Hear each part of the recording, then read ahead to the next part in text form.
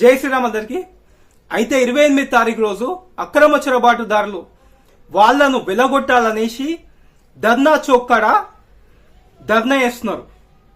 Bharat Nationalist front తరఫు నుంచి BJP వాళ్ళు, బీజేపీ సపోర్టర్స్ వీళ్ళందరూ ప్రొటెస్ట్ చేస్తున్నారు. పొద్దున 10 గంటల నుంచి సాయంత్రం 5 గంటల వరకు ప్రతి ఒక్కరు వెళ్ళండి, ప్రతి ఒక్కరు. కాకపోతే ప్రశ్నించండి వీళ్ళను. 11 ఏళ్ల నుంచి కేంద్రంలో కూడా మీరే ఉన్నారు. పిఎం క్యాండిడేట్ ఏమన్నాడు? 2014కి ముందు అక్రమ చొరబాటుదారులను ఎలగొడతా అన్నాడు. ఎందుకు ఎలగొట్టలేదు? మనం చూస్తున్నాం. మన పండుగకు, ప్రతి ఒక్క పండుగకు రాళ్ళు ఇస్తున్నారు.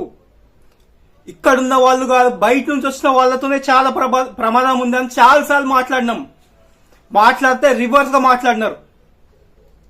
అంతకుముందు పుల్వామా అటాక్ అయింది, మొన్న పహల్గామ్ అటాక్ అయింది. అక్కడ సెక్యూరిటీ ల్యాబ్స్ ఎందుకైనాయి అనేసి ప్రశ్నిస్తున్నారా?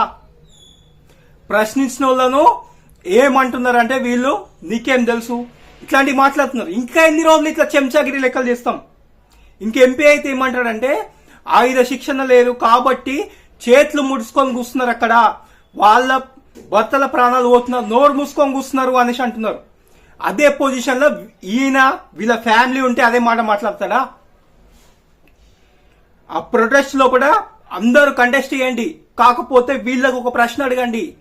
11 ఏళ్ళు అవుతుంది కదా, ఎన్ఐఏ అనేసి ఒకటి సెంట్రల్ ఏజెన్సీ ఉంటది కదా, అదెందుకు వార్తలేరు? మీ ఓట్ల మైలేజ్ గురించేనా ఈ ధర్నాలు? మీ ఓట్ల మైలేజ్ గురించేనా ఈ ప్రదర్శనలు? ఇవి వీళ్ళని ప్రశ్నించండి. పోయినసారి 14 రాష్ట్రాలలో వీళ్ళు పవర్లు ఉండే, ఇంకా అలయన్స్ ప్రభుత్వంతో కలిపి 16 రాష్ట్రాలలో ప్రభుత్వం ఉండే.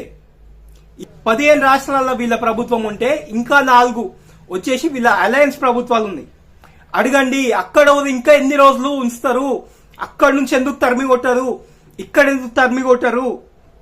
రాష్ట్ర ప్రభుత్వాలు అంటే వాళ్ళ ఓట్ల గురించి, వాళ్ళ స్వార్థం గురించి ఉంచుతున్నారు. మీరేం చేస్తున్నారు? ప్రశ్నించండి. వీళ్ళ వల్లనే మన పండుగలకి, ఏ పండుగలైనా కానీ ప్రతిసారి రాళ్ళిస్తుడు ఏదో ఒకటి అవుతుంది. ప్రశ్నిస్తే పోయేదేం లేదు. ప్రశ్నించండి. కంపల్సరీ మా ఓటేసినాం కాబట్టి గల్ల పట్టుకొని అడగండి.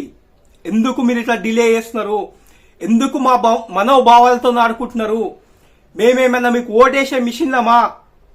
ప్రశ్నించండి. వీళ్ళను చెప్తున్నా కదా, ఏ ఎలక్షన్స్ అయినా కానీ ఓటేయకండి. వీళ్ళు ఎంపీలుండి ఏం లాభము? ఎవరుండి ఏం లాభం?